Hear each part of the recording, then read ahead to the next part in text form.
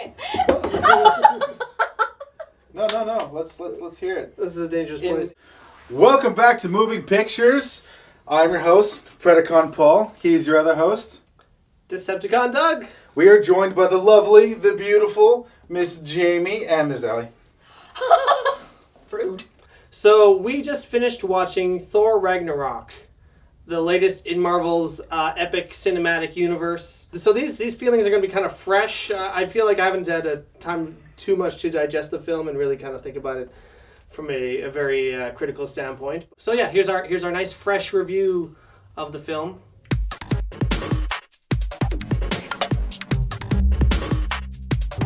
Yeah, this is going to be a spoiler-free review. We're just going to go over some pros and cons. Let's go through what we thought worked.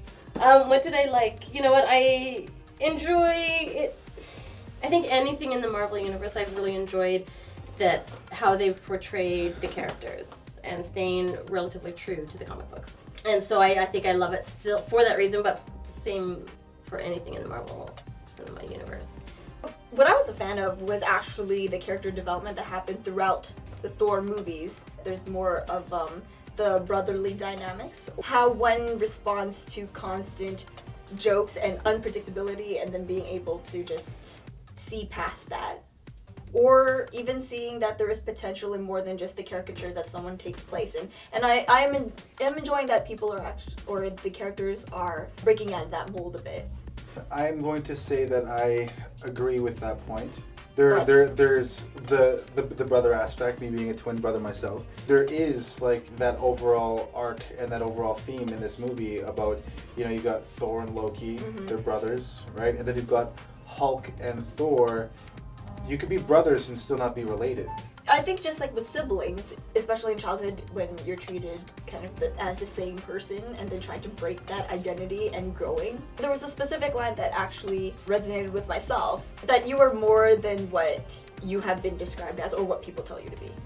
I know this is a bit of a divisive point because I think some people are kind of concerned that maybe the movie wasn't taking itself seriously enough, but I like the humor. I think that it was often very funny. Not every joke landed, but a lot of them did. Because I always felt like Thor works the best when he was sort of comedic. Like, I kind of remember in the Avengers, lines like, he's my brother, and then like, he's just killed this many people. He's like, he is adopted. It's interesting that the character, even though he's like the kind of this, godlike figure, lends himself very well to humor. I think it's almost because he's so unobtainable in his power that when he's funny, he becomes more likable and more relatable.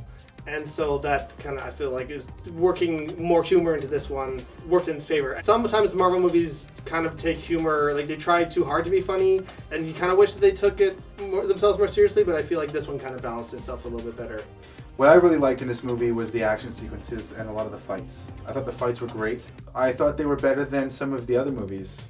Age of Ultron being one of them, where every time he hits one of the Ultron bots, they just seem to dissolve. In this movie, the foes that he was fighting, for obvious reasons in some cases, were more formidable. So it felt like a longer, more drawn-out fight, and we actually got to see Thor struggle a little bit.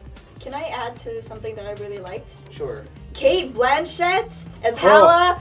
Oh, that lady! She's classy. And actually not a bad villain. I think a lot of people complain about Marvel villains being very kind of flat and like just uninteresting, just sort of like, I'm going to destroy the universe, and that's their shtick.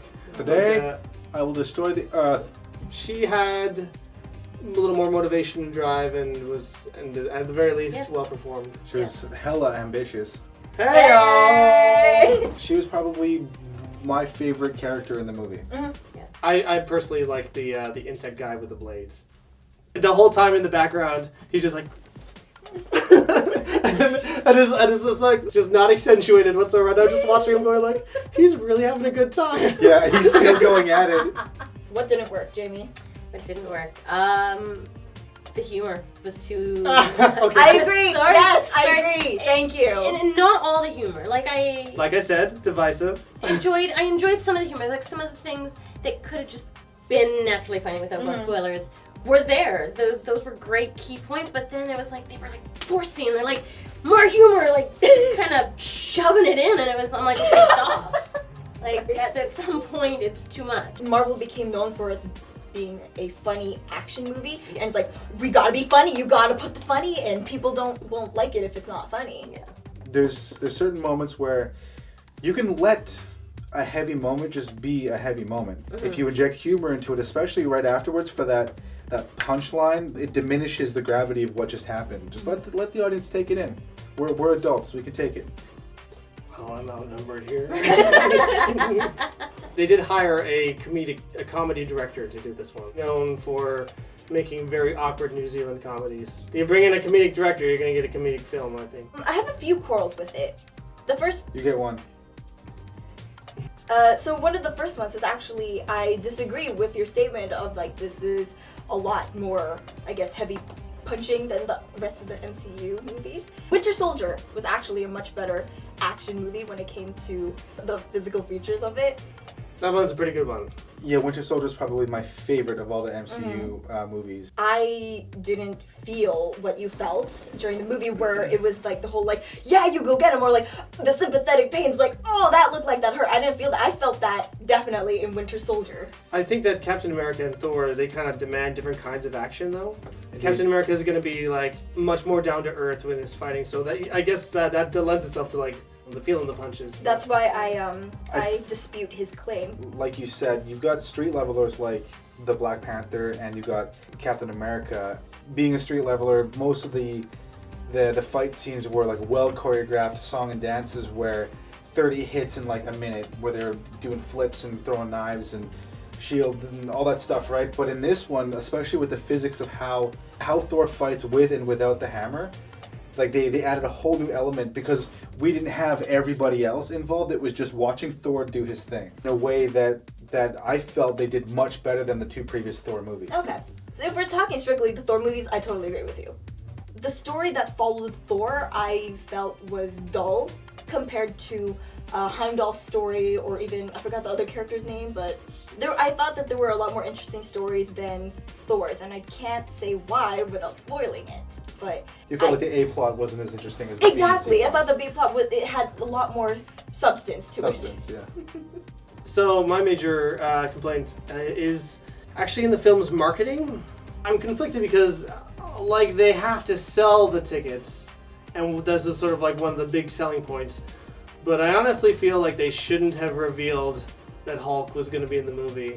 That reveal of him coming out of the fighting pit would have been incredible. It's like in the earliest trailer, and it's like the part that everyone remembers and everyone laughed at, and that would have been just like an incredible reveal, and would have been an amazing surprise in the film had it not been something that was used to propel the marketing. You know, the thing is, I torn because I know it's obvious why they did it. Like, that's obviously brought butts in seats. If you're not as familiar with the Marvel Universe as, let's say, myself is, and I'm not even like an expert or anything, you wouldn't have known that the Hulk was going to be there. But because I've seen and we've read Planet Hulk, and we've got the comics, right? The minute they said Sakaar, I would have known immediately. Oh, Yeah. Hulk's going to be there. Yeah, but the people who've read the comics always have that sort of knowledge of going into a film, like just like people who had read the comics of the Winter Soldier knew that Bucky was the Winter Soldier. You're always going to have that knowledge because you have the source material. I didn't have the source material. I wouldn't have known. It would have been a terrific reveal for me. And I think a lot of the mainstream movie-going audience wouldn't know. The comic book audience would. They'd know, and they'd be like, oh, I know what's coming. But most people would be like, oh, this Hulk, what's he doing here? And I feel like that is a wasted opportunity. But at the same time, I completely understand why they did what they did to sell tickets to the movie. I get it, but I just wish it wasn't the way it was.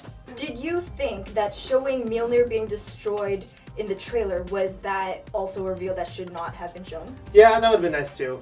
Yeah, I feel like that would have added more gravity to the stakes had we not gone in knowing it. Then it's a surprise to the audience to see how powerful she is, because nothing should have stopped the hammer. If anyone could have a hit with a movie completely full of surprises, it would be Marvel, though. Yeah, I mean, I went into Guardians not knowing what the heck I was getting myself into. Yeah, no one even knew who the Guardians of the Galaxy were, and now they're mainstream, like overnight, basically. Yeah. I think Thor automatically going up against the Hulk was a mistake. They're all like, oh, hey, he's a contender.